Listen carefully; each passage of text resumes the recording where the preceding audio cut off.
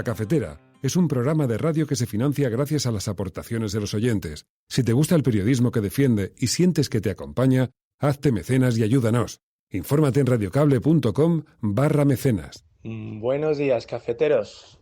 Hoy, día 1 de mayo, Día del Trabajador, lo primero que he hecho al levantarme ha sido suscribirme y hacerme mecenas, porque considero que uno tiene que poner su dinero donde estén sus valores. Cuando la vida te sonríe, hay que también ser agradecido y generoso. Entonces, con esto pretendo simplemente aportar un granito de arena que permita que esta corriente que habéis iniciado pues siga produciéndose durante mucho más tiempo. Muchas gracias y que tengáis muy buen día.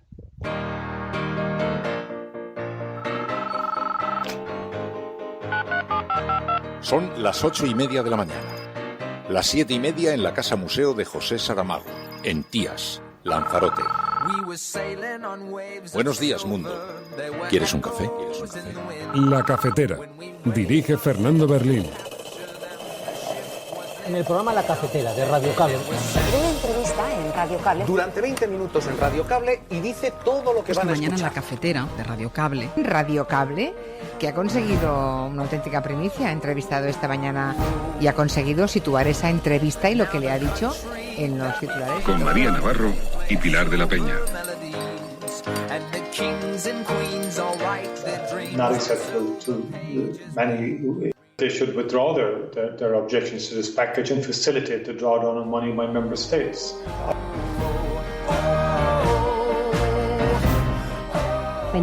Seguimos pensando, tampoco en esto nos hemos movido, que este divorcio entre el Reino Unido y la Unión Europea se verá mejor gestionado si lo hacemos desde el acuerdo. Por eso nosotros hemos buscado siempre impulsar el acuerdo. La verdad es que estamos viviendo un momento, es verdad que muy complejo, muy difícil, pero también empezamos a ver la luz al final del túnel, el principio del fin de esta pandemia. El compromiso del Gobierno es claro, es inequívoco para con la potenciación de la ciencia. En los presupuestos generales del Estado que vamos a aprobar estas últimas semanas antes de que termine el año, el ministro lo sabe bien, estamos aumentando yo diría un 60%, si utilizamos números redondos, en un 60%, se dice pronto, 1.200 millones de euros, todas las partidas vinculadas con la ciencia, la I+D+. Pero también debemos tener presente que el final está más cerca, aunque aún es necesario seguir manteniendo esfuerzos porque el camino que nos queda todavía durará algunos meses. En cuanto a la Navidad, yo voy a celebrar la Navidad. Ahora la celebraré con todas las medidas de precaución que pueda. No es una cuestión de no celebrar la Navidad, no celebrar el cumpleaños de mi hijo o no celebrar el cumpleaños de mi padre. Es una cuestión de hacerlo bien. Si en lugar de juntarnos los 35 que nos juntamos en mi casa todas las Navidades nos tenemos que juntar 10, pues nos tendremos que juntar 10. Pero las Navidades se van a poder celebrar de otra manera. Y les puedo anunciar hoy aquí que en los próximos días, espero que no tardemos más de 2 semanas, el Gobierno presentará una medida para evitar los desahucios sin alternativa habitacional de las personas vulnerables. La Vicepresidencia Segunda y el Ministerio de Transportes y Vivienda estamos trabajando muy intensamente para tener la lista cuanto antes. Nosotros anunciamos que votaremos que no a los presupuestos generales del Estado porque no cumplen con los requisitos necesarios para que un partido de centro, moderado y liberal como Ciudadanos los pueda apoyar. Estos no son los presupuestos que económicamente necesita España, no se acompañan de las reformas que necesita nuestro país y se aprueban a cambio de contrapartidas nacionalistas intolerables. Pero nuestro trabajo sirve para que muchos españoles vean que esto era evitable.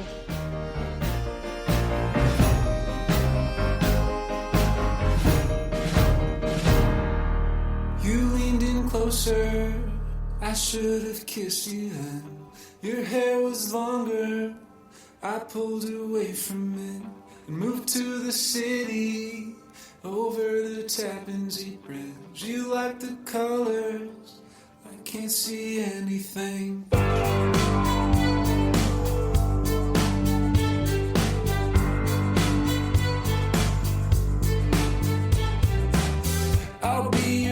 coffee. I'll be your poster child, walking like Jesus. When all the stores are closed, you think of drowning out in your parents' pool. The water's freezing, it was September. I think I know you.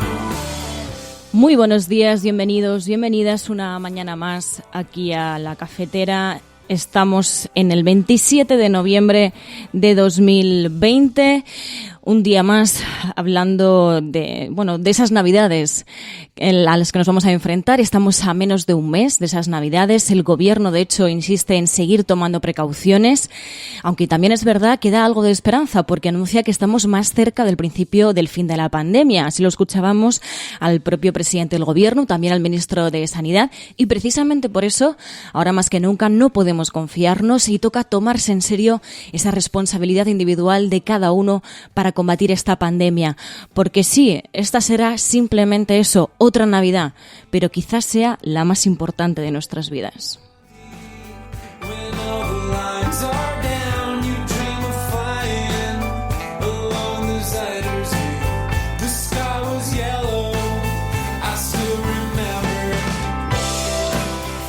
Hombre, ¿cómo no voy a estar contenta? José decía por aquí, por el chat del programa, dice, qué contenta está Mary. Bueno, es que hay que terminar la semana con ímpetu y con ganas, ¿no? Y además, si lo hacemos aquí en La Cafetera, pues todavía más.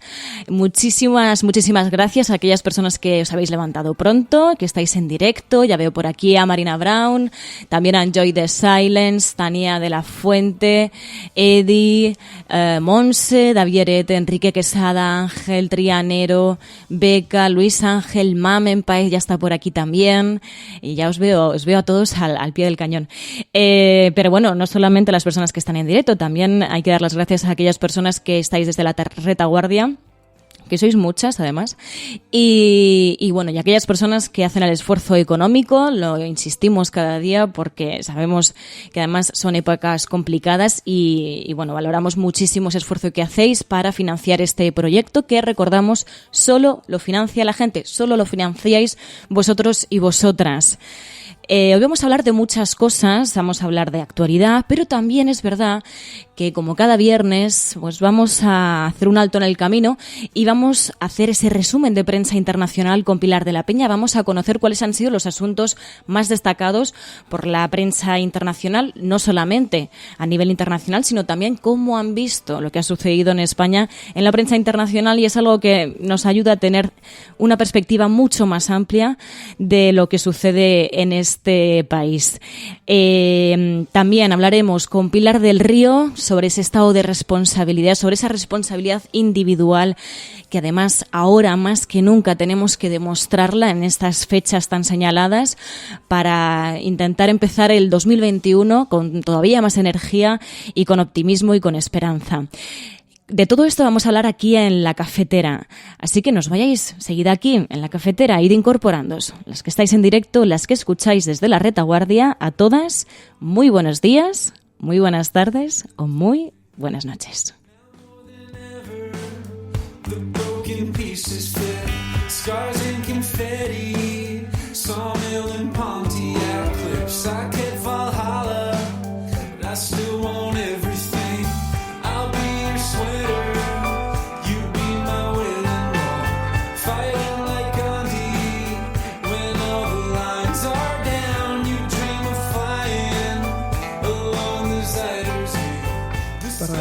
Poder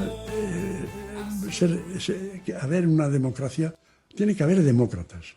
Y para ser demócrata hay que tener libre el pensamiento.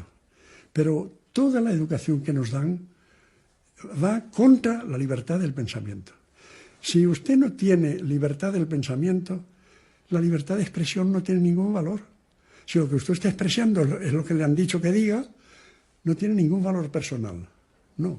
Deberían educarnos para pensar por nuestra cuenta y para razonar por nuestra cuenta y arriesgarnos por nuestra cuenta y ser cada cual quien es. Yo cuando he hablado con estos jóvenes, y no tan jóvenes porque hay de todo, del 15M siempre les digo, reeducaros y además reeducar a la gente. Pero estamos educados para no tener independencia y para ser sumisos y para ser buenos borregos. Demuestra que la democracia no funciona. Si mandase el pueblo, eso no pasaría. Pero como mandan los amigos del que está ahí, pues pasa.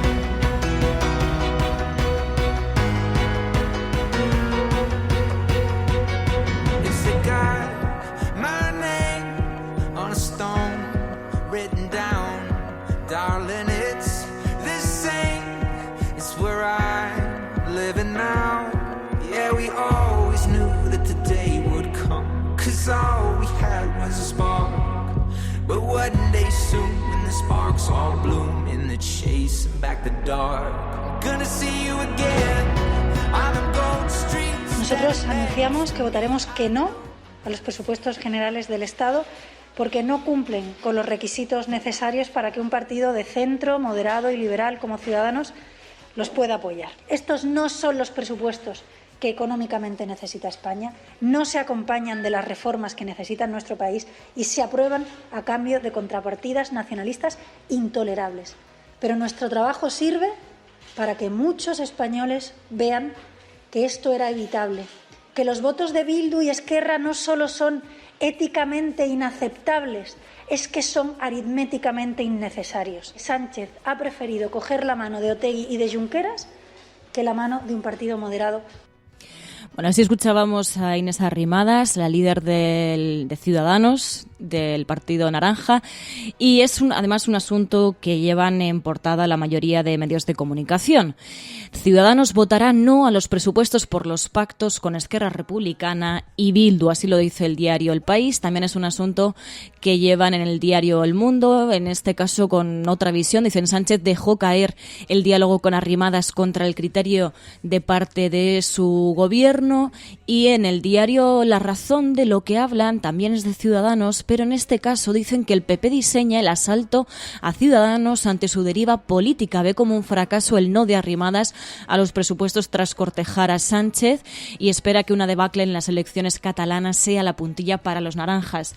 También sobre este tipo de pactos ha sido muy crítico Felipe González, que también está en las portadas. Luego yo creo que ni Esquerra Republicana ni Bildu están interesados en que haya un proyecto que fortalezca a España como espacio público compartido o como Estado-nación, descentralizado como es, o si quieren federalizado.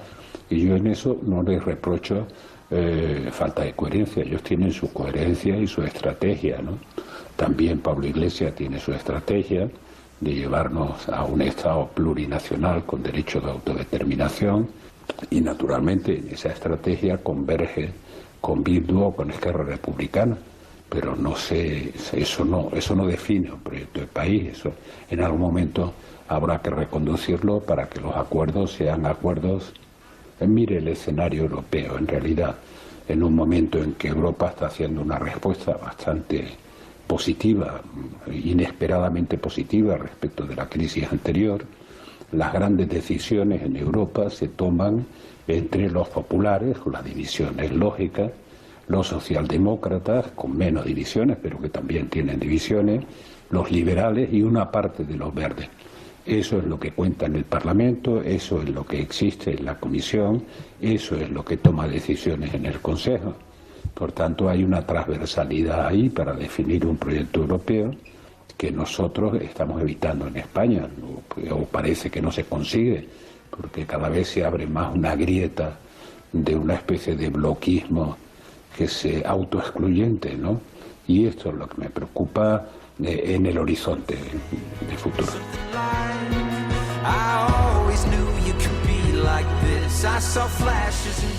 Claro, lo que pasa es que más allá de que se esté a favor o en contra de que el Partido Popular y el Partido Socialista pacten, ese bloquismo, ese bloqueo, sobre todo se ha producido por parte del Partido Popular.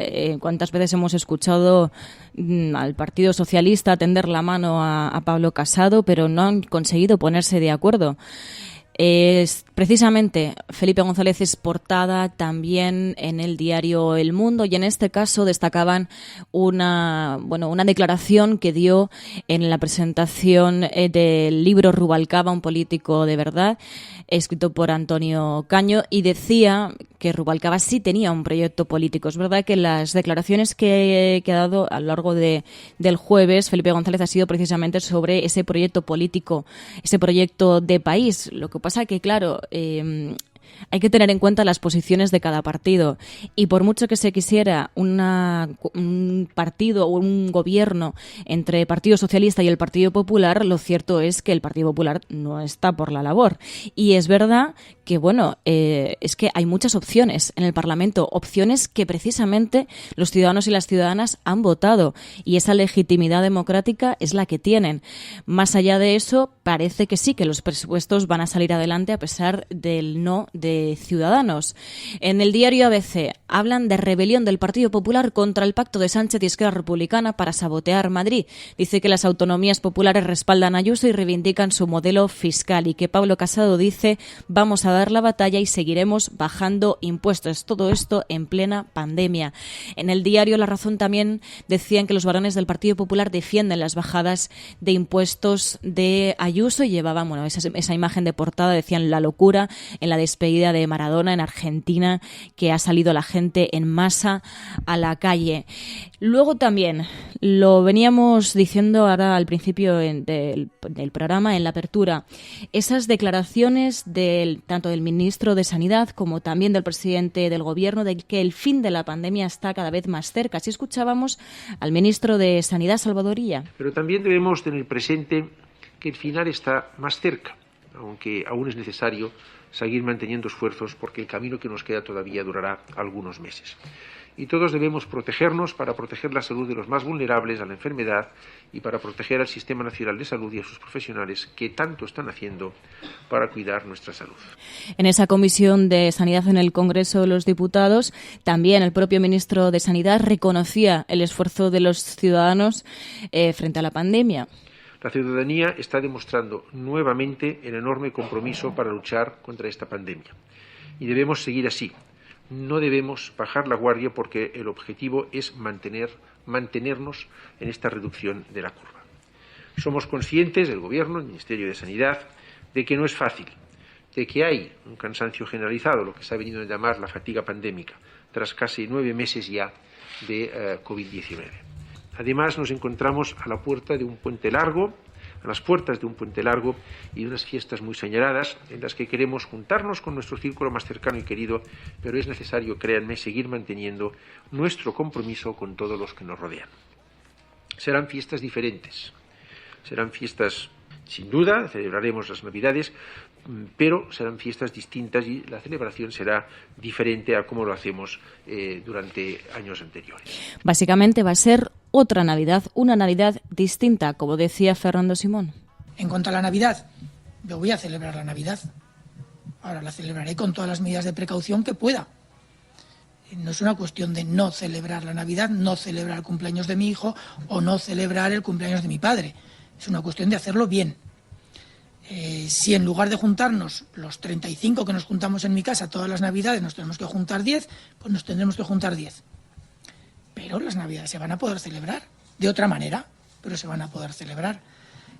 No creo tampoco que sea ni prematuro ni no prematuro plantear la posible celebración. Lo que sí que es el momento adecuado es empezar a pensar que tenemos que celebrarlas con una serie de medidas de precaución que no hemos tenido que aplicar otros años.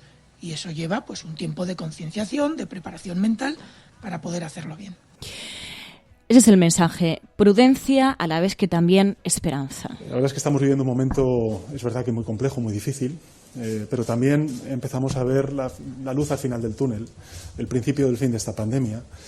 Y el 9 de julio, creo recordar, a principios del mes de julio, cuando se dio a conocer el acuerdo de Rovi con Moderna para la fabricación de la futura, esperemos dentro de muy poco, vacuna del COVID-19, nos llenó de muchísima alegría, porque creo que una de las lecciones que tenemos que sacar de esta pandemia es algo que has comentado, y es precisamente que la ciencia contribuye definitivamente a la seguridad nacional.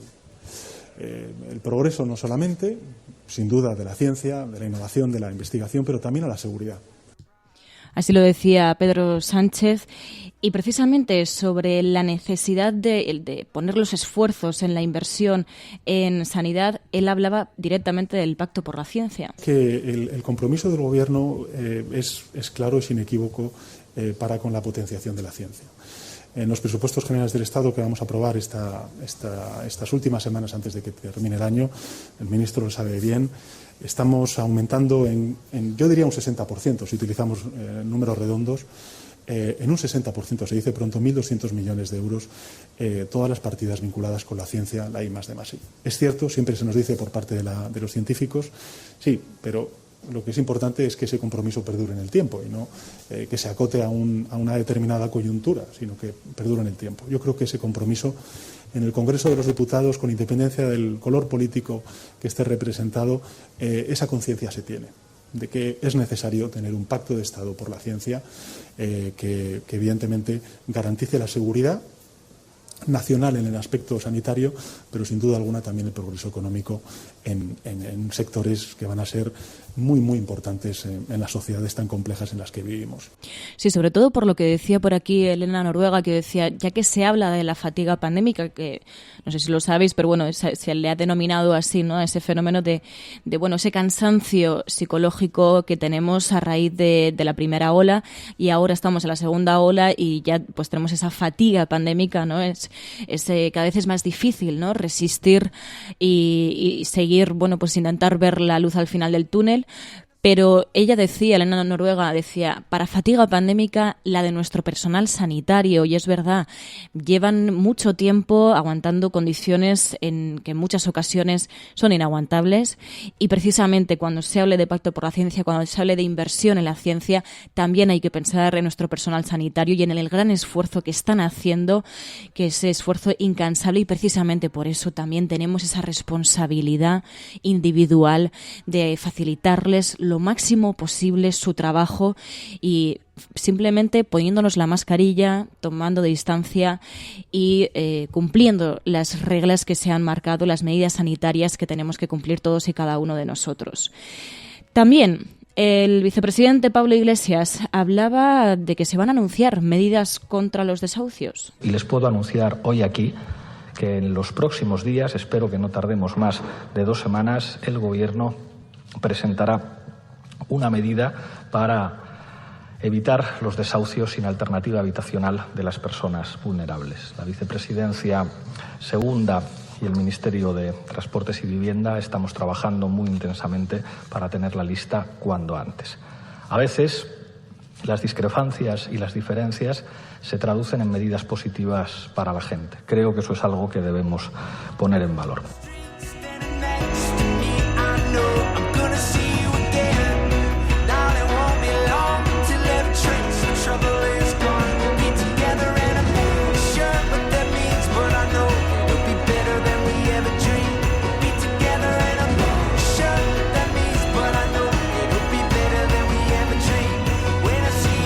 La alternativa al neoliberalismo se llama conciencia. Podéis decir, pero conciencia no es un sistema económico. No, no es un sistema económico. Conciencia no es la organización del mercado. Yo digo, tampoco lo es. No, conciencia no es eso. Y no es un régimen político nuevo, no es eso. No lo es. Pero es algo más que todo eso. Es la conciencia que hay que tener contra todo y contra todos los que precisamente entiendan que lo que no hay que tener es conciencia. Eso es lo que tenemos que formarnos todos los días.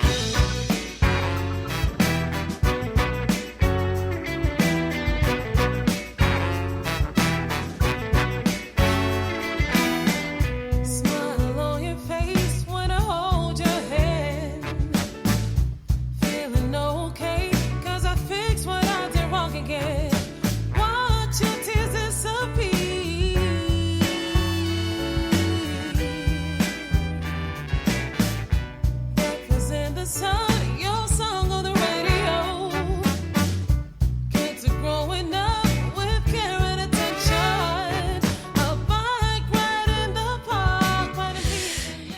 Y si nos vamos hasta la página internacional, siguen sucediendo cosas. En concreto, Hungría y Polonia se han opuesto al fondo de rescate de 750.000 millones de euros de la Unión Europea que planea abordar esa crisis de COVID. Y precisamente en Euronews entrevistaban al primer ministro irlandés y decía que mostraba una gran preocupación por la actitud de estos países, no solamente en este bloqueo con los fondos de rescate, sino también, bueno, pues por ejemplo, esa ley contra las personas LGTBI en Polonia, también todas esas medidas que van en contra de los derechos humanos y que se están instalando cada vez más en estos países. They should withdraw their objections to this package and facilitate the drawdown of money by member states. I believe the treaty is there to deal with the undermining of basic EU core values. I have real concern in terms of the attitude of the member states, particularly in Poland, for example, recently in relation to LGBT.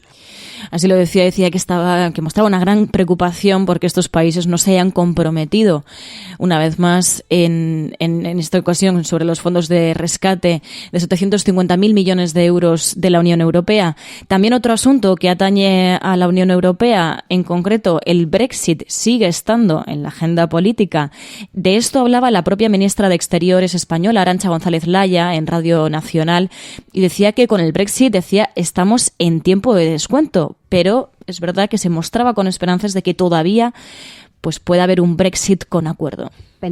Seguimos pensando, tampoco en esto nos hemos movido, que este divorcio entre el Reino Unido y la Unión Europea se verá mejor gestionado si lo hacemos desde el acuerdo. Por eso nosotros hemos buscado siempre impulsar el acuerdo.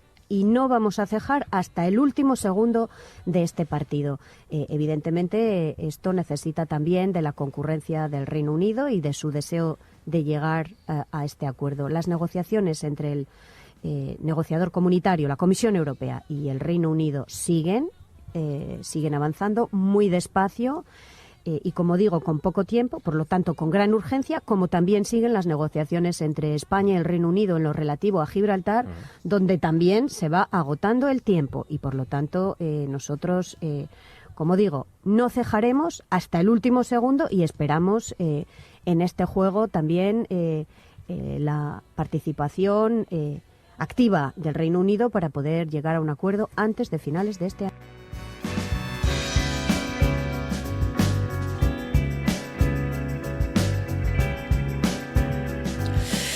Pues así está la situación, veremos a ver qué es lo que ocurre. Es verdad que cada vez queda menos tiempo para que se produzca ese Brexit con acuerdo con la Unión Europea.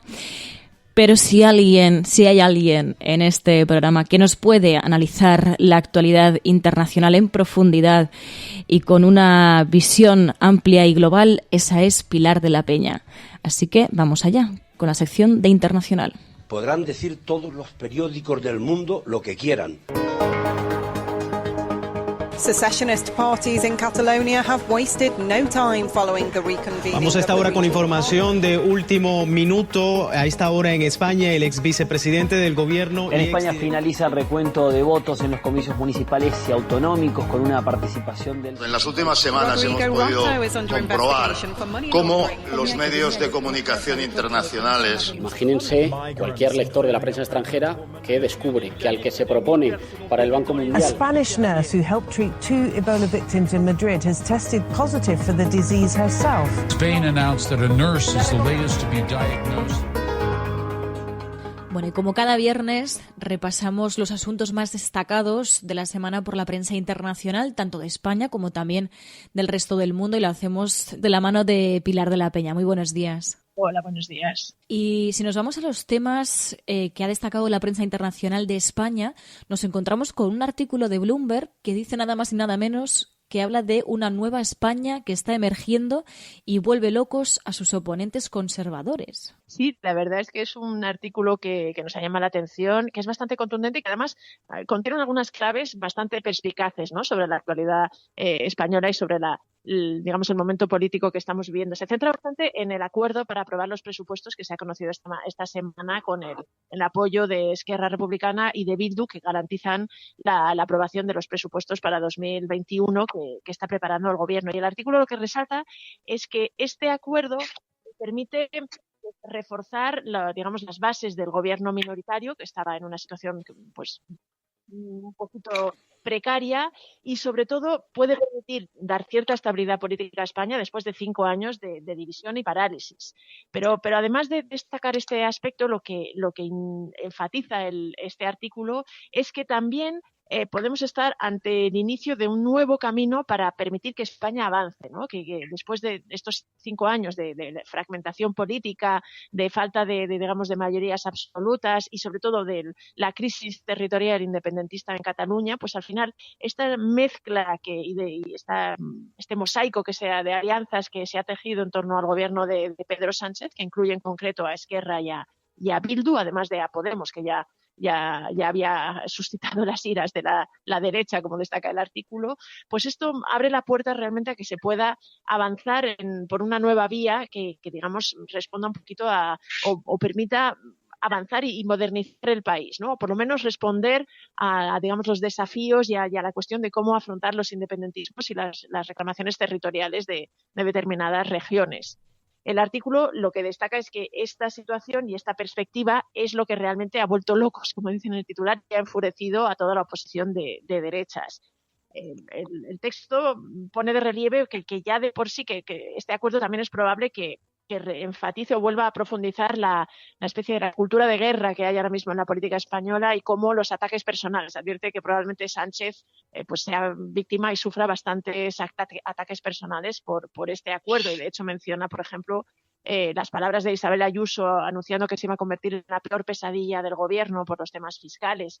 Pero bueno, lo que destaca también es que al final sí que podría estar emergiendo una nueva España, con cierto riesgo, ¿no? Porque al final destaca que Esquerra y Bildu pues al final han decidido sumarse, han decidido, digamos, apoyar y participar de las instituciones y de una cosa tan estatal como los presupuestos, un poco con esa idea de que con este actual paisaje político pues no están marginadas del sistema político, se pueden integrar y pueden, digamos, buscar una actitud más pragmática y digamos, sería una especie de pequeño éxito para la democracia española.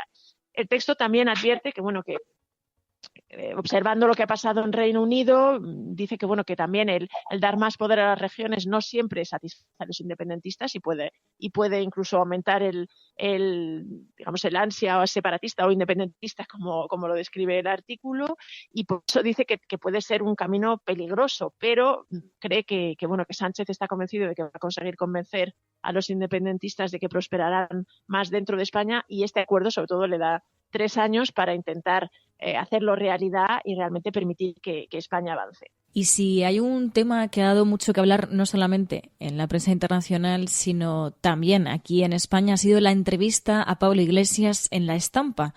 Lo han comentado incluso las televisiones, el contenido de esta entrevista. Sí, la verdad es que es una entrevista que firma el corresponsal de La Estampa aquí en España, que se llama Francesco Olivo, que ha publicado pues con motivo de la cumbre bilateral de España e Italia que se ha celebrado esta semana en Palma de Mallorca.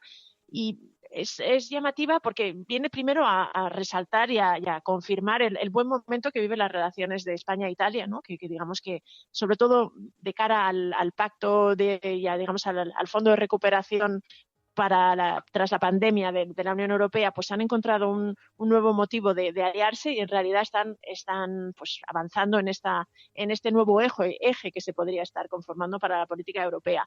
Pero realmente lo que ha trascendido más aquí en España de la entrevista no ha sido tanto esa vertiente europea y digamos más internacional, sino cuando ha tratado de temas de la política más nacional y sobre todo de algunos de los aspectos que ha revelado del gobierno español, ¿no? Admitiendo esas tensiones que se venían señalando desde bastantes frentes y de bastantes fuentes. Él dice que sí, pero es que incluso lo ha reivindicado en este sentido, ha intentado normalizarla y ha puesto la política italiana como ejemplo, en el sentido de que, bueno, en Italia están muy acostumbrados a tejer alianzas y a, digamos, a asumir que puede haber tensiones, pero que estas se resuelven y que eso es una coalición, ¿no? Y, por ejemplo, en la entrevista, Pablo Iglesias pues revela que las discrepancias que las hay entre su formación, entre Podemos y el PSOE, pues que se suelen discutir, que incluso defiende que con Pedro Sánchez pues las solucionan, digamos, con diálogo, con ironía y con sentido del humor, dice el propio vicepresidente español. Y luego el otro aspecto que quizá más ha llamado la atención aquí son sus palabras sobre la monarquía, ¿no? Que en este sentido, pues,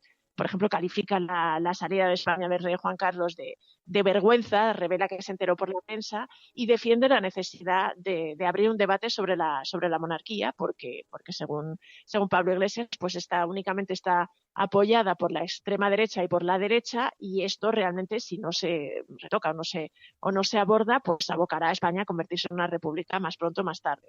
Aunque también es verdad que en la entrevista a Pablo Iglesias desvela que su relación con el actual monarca, con Felipe VI, es muy buena y que incluso se tutean, ¿no? En ese sentido sí que llama la atención el tono y digamos las palabras del vicepresidente del gobierno en el diario italiano. Y luego, además, en el marco de esta semana, que ha sido el Día contra la Violencia de Género, el 25 de noviembre, entrevistan a la propia ministra de Igualdad, a Irene Montero, en un medio alemán, y allí habla sobre la nueva ley de libertad sexual. Sí, la verdad es que es una entrevista en el Tageszeitung, que es un diario de izquierdas alemán, y realmente le aprovechan para reivindicar y para poner en valor la campaña en España que hay para abordar esa otra pandemia. De hecho, así se titula el artículo, ¿no? España y la otra pandemia, y cómo destacan cómo Irene Montero, sobre todo desde el Ministerio de Igualdad, pues ha intentado enmarcar el problema y abordar una cuestión que hasta ahora se estaba en el debate en España, pero no se había abordado desde el marco legislativo, ¿no? Y en concreto se refiere a la violencia estructural que sufren las mujeres por el hecho de ser mujeres. Esto el diario pues lo profundiza y destaca que realmente la ley de libertad sexual, con algunos de los hitos que tiene, pues el consentimiento, el solo sí es sí, y en fin, algunos de los aspectos que abarca, pues ha permitido realmente poner el tema en el centro de la agenda política española y, en lo que, citando a la ministra, destaca que pretende oponerse a esa especie de señalamiento desde la extrema derecha de volver a poner a las mujeres en el centro del discurso del odio y de colocarlas en el punto de mira, y en este sentido con esta ley se pretende combatir y digamos que acabar con esta práctica y con esta estrategia. Y luego otro de los asuntos dos asuntos más que han sido polémica y también han sido noticia esta semana en España han sido el plan de vacunación anunciado por el gobierno, pero también la polémica que se ha generado en torno a la ley de educación, sobre todo por parte de la derecha. Estos dos asuntos también han tenido un impacto en la prensa internacional, ¿no? La verdad es que sí han tenido un impacto desigual. Así como el plan de vacunación ha sido bastante recogido y ha tenido bastante presencia en los medios internacionales, la ley CELA y la ley de educación y la polémica y la controversia ha tenido menos, pero es verdad que ha dado lugar a un artículo en el Financial Times que ahora si queréis comentamos porque es bastante interesante, pero sobre el plan de vacunación es verdad que ha llamado bastante la atención porque la prensa internacional sigue muy volcada en la pandemia, especialmente porque aunque en España realmente parece que los datos están mejorando, en buena parte del continente europeo pues siguen en una situación complicada y inmersos de lleno en la segunda ola, y en este sentido pues se ha puesto de relieve que España ha sido uno de los primeros países en anunciar su plan de vacunación, en hacerlo público, y digamos hay tres cosas que se destacan especialmente en la prensa internacional sobre el plan que ha presentado tanto Pedro Sánchez como Salvador Illa, ¿no? Uno de ellos es que será una vacunación masiva, que España empezará en enero y que espera tener vacunada a una parte sustancial de la población en 6 meses, y luego que será gratuita y que será voluntaria.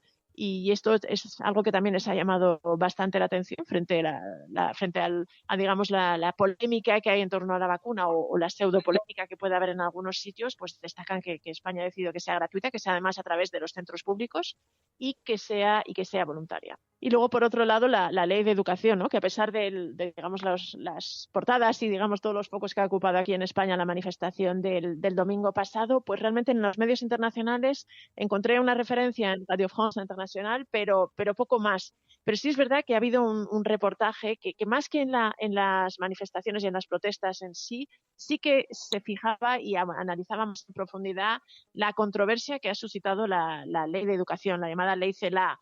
Y era nada menos que el Financial Times, además un importante medio de británico, pero vemos cuya influencia es casi mundial. Y en este caso el reportaje, que era de su corresponsal aquí en España, de Daniel Dombey, pues ponía el foco en cómo esta reforma educativa había desatado una guerra lingüística, ¿no? Un problema con el idioma, sobre todo, y que era lo que realmente había indignado o irritado a la oposición conservadora. El artículo del Financial Times lo que pone de relieve es que ha habido una gran controversia que realmente ha levantado en armas a determinados sectores, que incluso en la polémica pues han salido todas las organizaciones de defensa del castellano, incluso la Real Academia de la Lengua, el Partido Popular, pero que desde el gobierno se considera que es una polémica un tanto artificial, inflada, y recuerdan, por ejemplo, que esta mención al español como lengua vehicular se introdujo en 2013, no es una cosa que esté desde los inicios de la democracia en España, ¿no? En este caso, el artículo trata también de evidenciar que esta polémica lo que pone de manifiesto es que en España, primero, hay poco consenso y hay una especie de división continua con el tema de la educación, y recuerda que, por ejemplo, que esta es la 8ª reforma de la ley que vive España en 4 décadas, y que prácticamente cada vez que hay un cambio de gobierno entre derecha e izquierda, pues hay una nueva ley de educación, ¿no? Y en este sentido, además, advierte que casi siempre todas estas leyes de educación suscitan mucho enfrentamiento y mucho conflicto político. Pero también resalta que en este caso concreto esta indignación y esta controversia con la ley CELA, pues muestra que también hay un problema con una división en la sociedad española con el tema del uso del castellano, y profundiza un poquito, cita tanto los argumentos de los defensores del castellano. Resalta que además digamos, el malestar tiene su epicentro fundamental en Cataluña, que es donde se considera, está abierta esta especie de guerra, y en este sentido pues cita tanto los argumentos de los defensores o los que critican que el español ahí está marginado y que se están intimidados algunas personas, como buena parte de los argumentos también de los que defienden el catalán. Y en este sentido pues incluye alguna clave interesante, ¿no? Como por ejemplo que la necesidad que defienden en Cataluña de apoyar y de fomentar el uso de una lengua minoritaria frente al castellano, que hablan más de 400 millones de personas en el mundo y que está muy lejos de estar en peligro. Y luego, en cuanto a cuáles han sido los temas que han marcado portadas en la prensa internacional, no podemos dejar de lado pues la gran repercusión que ha tenido la muerte de Maradona.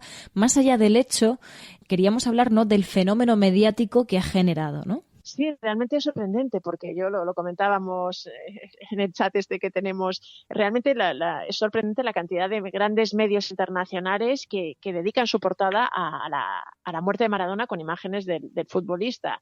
Quizá a excepción de los norteamericanos, que allí en Estados Unidos el fútbol no es tan popular y entonces quizá y además están más centrados en asuntos internos, pero incluso la prensa británica, que es bastante habitual que se mire el ombligo y que se permanezca ajena a algunas de las grandes historias que a lo mejor tienen impacto en todo el mundo. En este caso es sorprendente, ¿no? Realmente puedes ver la fotografía de Maradona y una especie de tributo bastante unánime en numerosos medios, incluso el Financial Times, que es un diario principalmente centrado en información económica, pues incluye una foto de Maradona y pues la noticia de su fallecimiento. En este sentido sí que aparte de la prensa alemana, italiana, por supuesto, donde jugó también. La Argentina ya, claro, no, ni hablamos, pero casi toda la prensa sudamericana también incluye y destaca esta noticia, que no deja de ser en sí mismo también un llamativo, ¿no? Cómo se unen detrás de un personaje que además ha tenido tantos claros oscuros y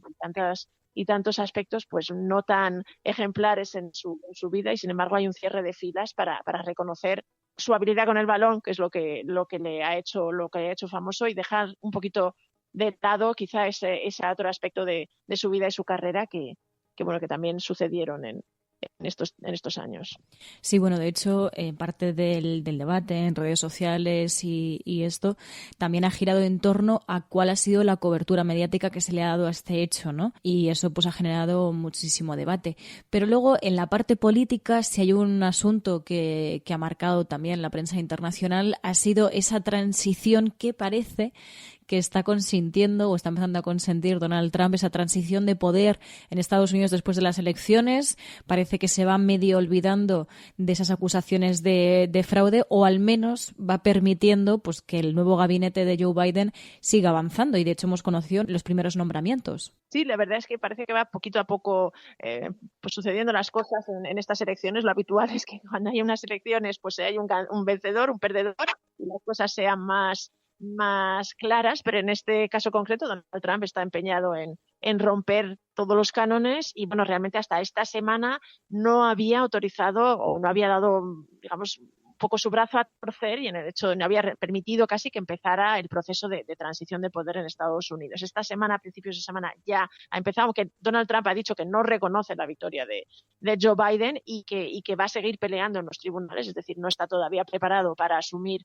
el resultado de las urnas y va a seguir cuestionándolo, pero es verdad que el hecho de que la autoridad que tiene que certificar la victoria la victoria en unas elecciones, y que, digamos, empieza a permitir que la transición de poder se empiece a culminar y que se empiece a iniciar, pues ha dicho que sí, es decir, ha dado ya el visto bueno, y esto ya es un proceso tanto administrativo como burocrático que va a ser imposible revertir, ¿no? Y sobre todo, además, Joe Biden ha estado en este sentido bastante rápido y ha intentado marcar él también la agenda, y ha aprovechado para anunciar y para dar a conocer los principales nombramientos de su nuevo gobierno, ¿no? Y en este sentido, además, los nombres que hemos conocido, ya lo hemos comentado aquí en el programa, pero realmente indican una voluntad muy clara de romper con la era Donald Trump, de volver a colocar a Estados Unidos donde en los ejes y en las líneas que habían sido clásicos en los últimos 50 años, y en este sentido, por ejemplo, tanto la elección de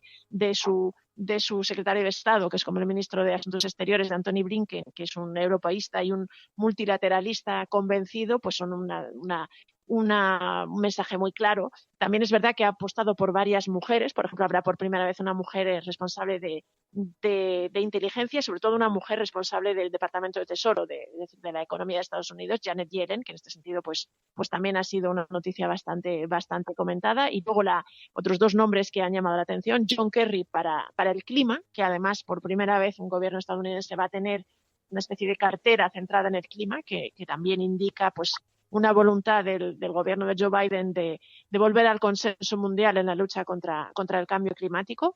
Y luego la elección de un hispano, de un inmigrante cubano, para la seguridad nacional y seguridad interna, y, entre otras cosas, los temas de inmigración. Con lo cual, bueno, claramente veremos a ver qué de todas estas buenas intenciones o, digamos, buenas perspectivas con las que muchos están acogiendo estos nombramientos, veremos a ver luego en qué se traducen, pero de momento sí parece claramente que Joe Biden quiere marcar un antes y un después, y que claramente esto va para adelante, y bueno, probablemente en el 20 de enero, que es la fecha prevista para el juramento, pues tengamos a un nuevo inquilino en la Casa Blanca. Bueno, a ver si sucede, ¿no? Vemos que Trump va a empezar a permitir esa transición de poder, que va avanzando Joe Biden, y parece mentira, ¿no? Con todo lo que se ha hablado de las elecciones en Estados Unidos y que todavía estén en estas. Pues hasta aquí la página internacional de hoy, y muchísimas gracias, Pilar, y ten muy buen fin de semana. Muchas gracias, igualmente a toda la Resistencia. La Cafetera es un programa de radio que se financia gracias a las aportaciones de los oyentes. Si te gusta el periodismo que defiende y sientes que te acompaña, hazte mecenas y ayúdanos. Infórmate en radiocable.com/mecenas. Estado de responsabilidad, con Pilar del Río.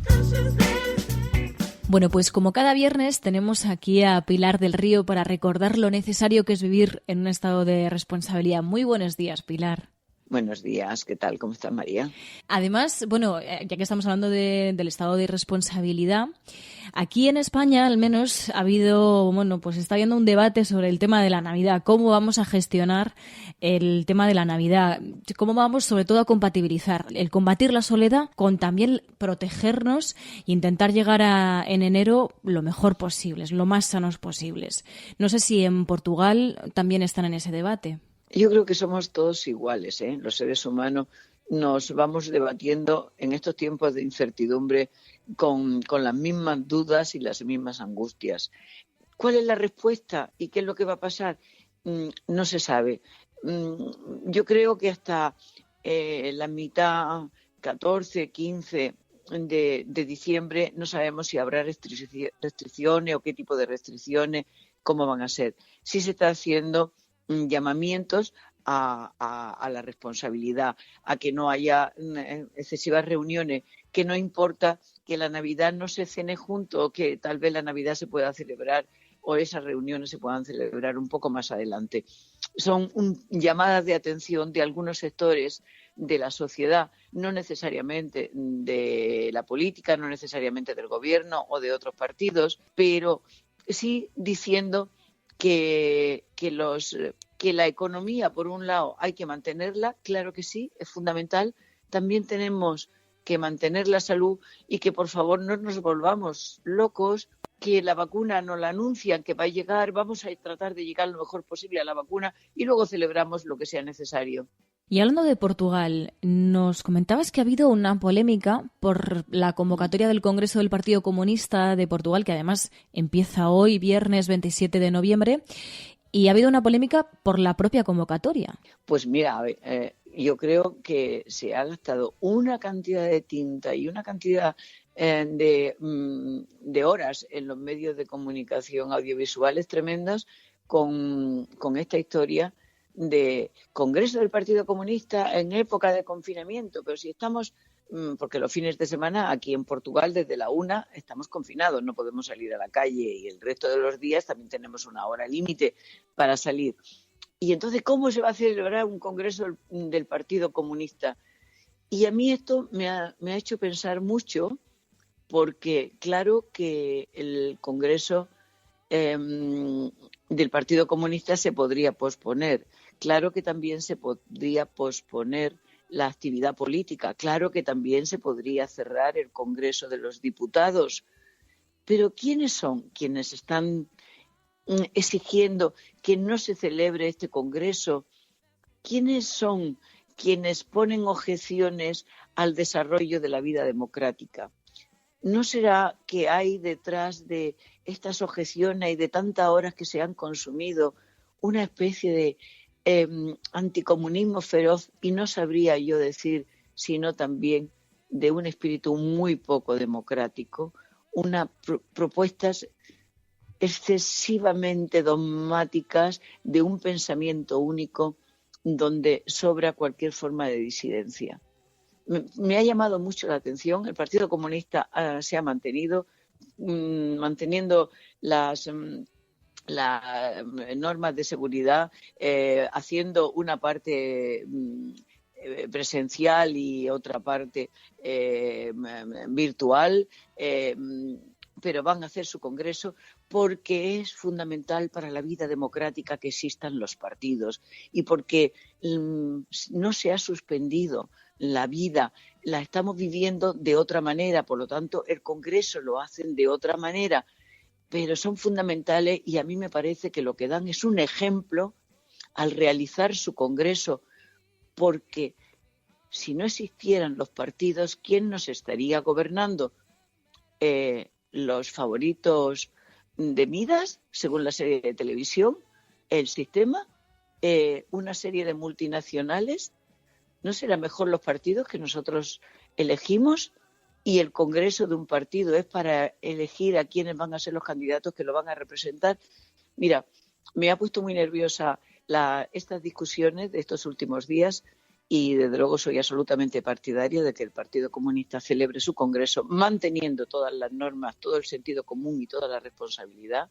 Y bueno, lo defiendo y lo quería decir ahí. Y lo quería decir también, María, porque estos días he notado que ha habido algunos intentos de insulto para determinadas fuerzas políticas, concretamente para Podemos, que los insultan llamándole comunistas. Y eso también me deja perpleja, porque yo he visto que lo mejor de mi generación, cuando había una dictadura en España, quien estaba salvando la cara, quien estaba manteniendo criterios de libertad, manteniendo la crítica despierta, eran los comunistas clandestinos y el Partido Comunista desde la clandestinidad, organizado, sufriendo todo tipo de persecuciones, sufriendo el rigor de la dictadura, pero estaban manteniendo lo mejor, lo que nos iban a hacer libres y críticos. Y que ahora vengan una gente que no sabe lo que ha sido la resistencia y traten de insultar llamándote comunista, perdón. O sea, vas a insultar dando el nombre a unas personas como Marcelino Camacho, como Santiago Carrillo, como esas personas que mantuvieron la dignidad en el Parlamento primero, o sea, después, y antes en la resistencia y en la cárcel. ¿De qué están hablando? Luego, además, hay muchas similitudes también en cómo se está viviendo el clima político en Portugal y en España. Y, de hecho, vosotros también estáis con esas controversias con el tema de los presupuestos generales del Estado, que, de hecho, solo han contado con el voto del Partido Socialista y la abstención del Partido Comunista. Aquí en España también están siendo motivo de controversia y en Portugal también ha sido un motivo de tensión política, ¿no? Yo no sé si decir tensión. Ha habido un debate. Pero bendito sea el debate. Igual no estamos acostumbrados al debate. Claro, es la paz de los cementerios que decía Gironella. No, el debate es magnífico, es fructífero, es importante que haya. Y claro, en Portugal se aprobaron ayer los presupuestos generales del Estado. Se aprobaron solamente con los votos del Partido Socialista, como acabas de decir, y la abstención del Partido Comunista, que era una forma de apoyo, la abstención. Pero, sin embargo, el partido que sería similar a Podemos, que es el Bloco de Izquierdas, ese partido ha votado en contra y otros partidos minoritarios y la derecha. Entonces, pero no pasa nada, porque los presupuestos se han debatido, se han aceptado una enmienda sí y otra enmienda no. Ha habido una situación final y ahora los presupuestos se van a aplicar. Y ya está. Y ahora, a partir de ahora, ya son una norma de obligado cumplimiento. Pero el debate era estupendo para sacarlo mejor, porque si no se debate, si se presenta un proyecto, ese proyecto está, ¿qué pasa? Que es que a la gente le gusta lo del partido único. A la gente le gustan las dictaduras. Entonces, no entiendo lo de la tensión y toda... este lío que se arma, porque si se debata, porque si son desleales, porque si no son desleales. Miren usted, lo que sería muy desleal es no negociar, no debatir. Eso sí sería desleal, eso sería acomodaticio. Que haya debate, que cada partido representa obviamente a un sector de la sociedad que tiene la obligación de defender a ese sector de la sociedad y llegar hasta el máximo en la confrontación y tratar de ganar. Y luego ya, cuando salga la ley, pues ya todos tenemos la obligación de cumplirla. Pero debatir es magnífico. Y que no me digan esto es tensión. Bueno, es que si no tenemos tensión estamos muertos. Totalmente. No tenemos, pero tensión de verdad, que si tú te tomas la tensión y no llegas a 5, es que mejor te tienes que ir al hospital. ¿Vale? Claro, la tensión existe, pero es verdad que el problema es que no estamos acostumbrados a eso, ¿no?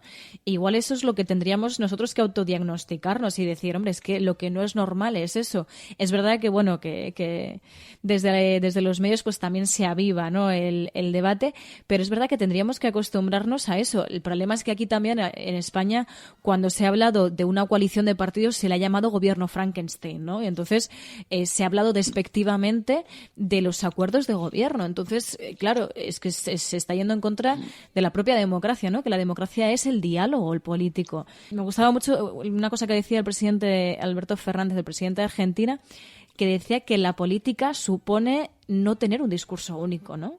Claro, absolutamente. Y Y lo curioso es que quien habla de gobierno Frankenstein a veces son los propios Frankenstein. O sea, es curioso porque cuando he oído esa expresión a mí me ha dado mucha ganas de decirle, oye, ¿tú te has mirado algún día en el espejo? Porque a lo mejor te miras en el espejo y te asustas de tu propia imagen. No, claro, los gobiernos de coalición existen en todas partes y afortunadamente también en España existen en muchas comunidades, en muchos ayuntamientos, han existido siempre. Un gobierno de coalición es un gobierno mucho más difícil que un gobierno de una sola fuerza política, pues porque hay que negociar todos los días. Es más difícil para ellos, para los ciudadanos a mí me parece que es muchísimo mejor. Yo prefiero un gobierno de coalición a un gobierno de mayoría absoluta que luego van y se les va la mano en algunas leyes. Y desde luego en Europa, en muchos países hay gobiernos de coalición y no pasa nada. Y eso de Frankenstein, de verdad que a quien se le ocurrió es porque pues eso le salía lo que te llevaba dentro del cuerpo y a lo mejor lo que llevaba dentro del cuerpo eran células Frankenstein.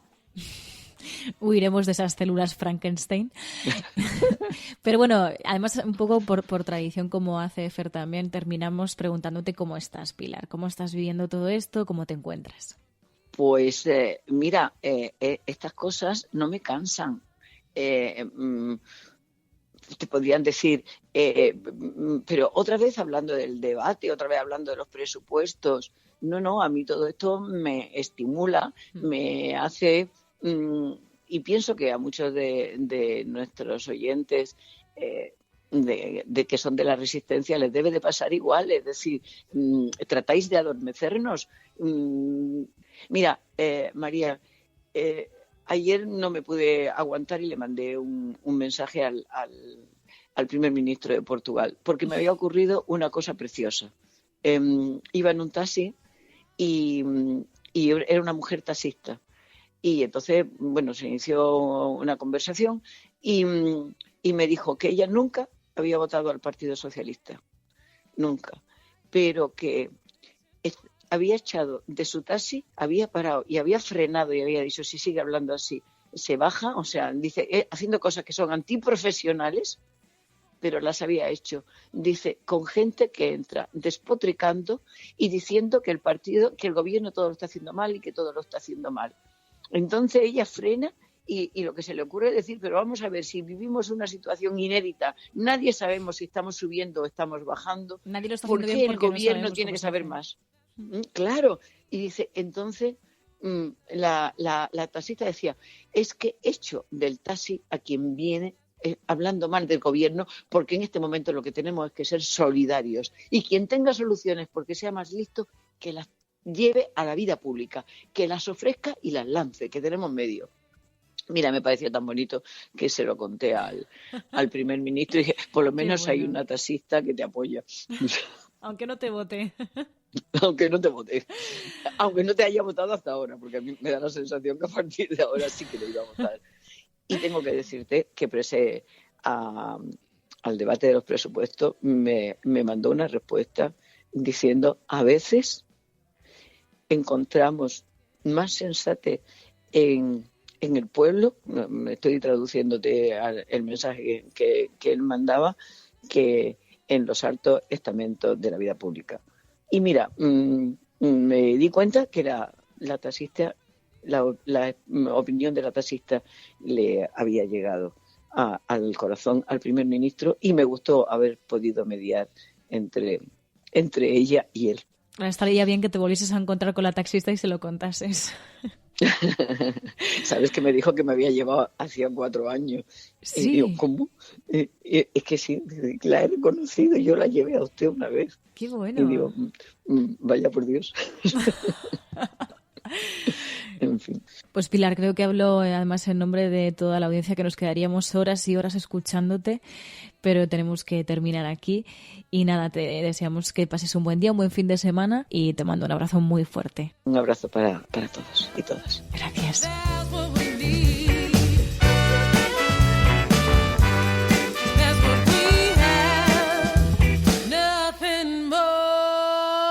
La Cafetera es un programa de radio que se financia gracias a las aportaciones de los oyentes. Si te gusta el periodismo que defiende y sientes que te acompaña, hazte mecenas y ayúdanos. Infórmate en radiocable.com/mecenas. All these words come into my mind. Sometimes I fear, but I remain quiet. They will never understand. These words are my sword. They will never understand. Silence sets them on fire. Now red is over blue. I'm walking on a wire. Bueno, desde aquí ya estoy viendo los mensajes que ha producido esa conversación con Pilar del Río y que además nos tiene enamorados a los y las oyentes de este programa. Qué grande, Pilar, veo por aquí por el chat. Qué gusto escuchar esta conversación. Con ella, además, prácticamente nos despedíamos de este programa del 27 de noviembre de 2020. Hoy es viernes, hoy es un día de celebración. Terminamos la semana, tenemos estos 2 días siguientes para descansar y el lunes volvemos, que no nos vamos del todo. Así que muchísimas gracias a todas y a todos. Un día más por estar aquí. Además, la semana que viene ya estaremos con Fernando, que ya habrá vuelto, y tendremos muchas cosas de las que comentar. Así que os esperamos aquí, en la cafetera, resistiendo. Y sobre todo, recordad, si estáis escuchando esto, no estáis solas. Antes de terminar, el informativo de Ángel Martín, ese informativo express con el que terminamos con una sonrisa este programa, en el que hemos intentado analizar la actualidad, pero también hablar un poquito de la vida y también de las cosas buenas, de la esperanza que tenemos que tener, como decía Pilar del Río, la esperanza que tenemos que tener hasta que llegue la vacuna, la prudencia también, y además si lo hacemos juntas, pues irá muchísimo mejor. Muchísimas gracias. Hasta el lunes.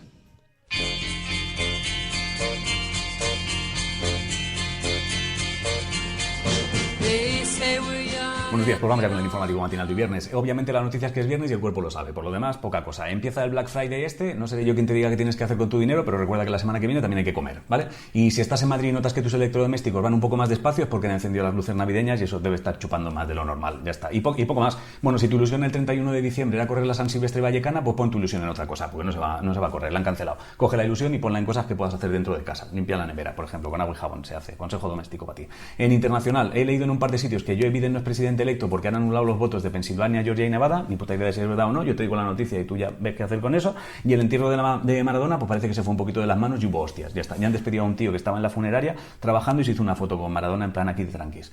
En ciencia, los de AstraZeneca dicen que van a hacer algunos estudios más con su vacuna porque los datos son confusos, van del 60 al 90, son como el coño de la Bernarda de los datos y poco más. Bueno, si eres investigador, tú y yo sabemos que esta noche es tu noche. Ya está.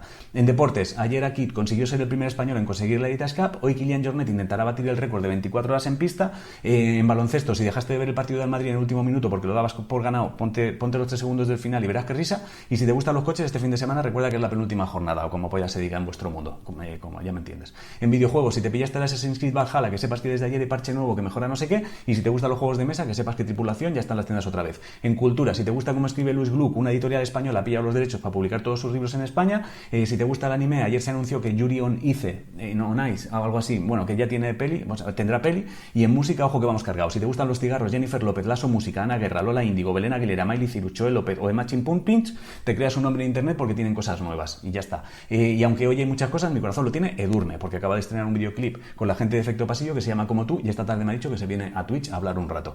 En eSports fue la final de la Genesis Cup Sombras de Valorant y Green Betis necesita besos porque no le fue muy bien. Hoy empiezan los playoffs de Rocket Leagues y hay como fichajes ahí que se han movido. No me da tiempo de contarlo bien. El tiempo, yo he mirado por la ventana y por la pinta es un día de esos que si llamas al trabajo diciendo que pillaste frío y te has levantado vomitando te darán fiesta, así que aprovecha. El horóscopo dice que te dejes ya de poner paños calientes a las cosas y le digas a la cara tal y como son las cosas a la gente o no vas a avanzar nunca. La solución a la adivinanza de ayer era el chicle, la adivinanza de hoy dirá Ángel hoy que Bad Bunny saca disco. La respuesta es sí, Bad Bunny saca disco y hay un tema con Rosalía. Si no sabes qué comer, come fuera y os quiero mucho, venga. La Cafetera es un programa de radio que se financia gracias a las aportaciones de los oyentes. Si te gusta el periodismo que defiende y sientes que te acompaña, hazte mecenas y ayúdanos. Infórmate en radiocable.com/mecenas.